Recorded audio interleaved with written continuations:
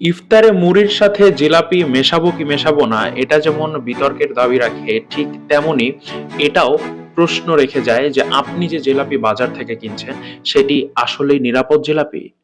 এই ভিডিওটি একবার দেখুন। আপনি আল্লাহর নাম নিয়ে বলেন, আপনি কি এর মধ্যে হাইড্রোস দিয়েছেন?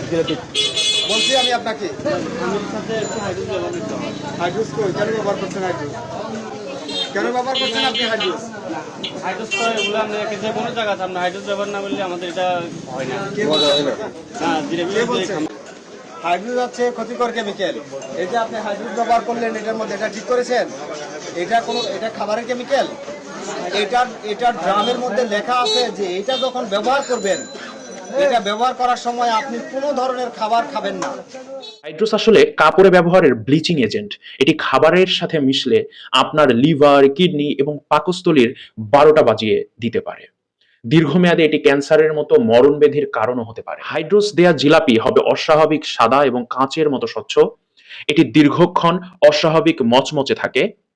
আর স্বাভাবিক জিলাপি হবে একটু তামাটে বা লালচে রঙের, যা কিছুক্ষণ পর নরম হয়ে যায়। ভাই, স্বাদ বড় নাকি সুস্থতা? 2 মিনিট জিহ্বার তৃপ্তির জন্য আমরা কি আমাদের পরিবারের হাতে বিষ তুলে দেব? প্রশ্ন আপনাদের কাছে।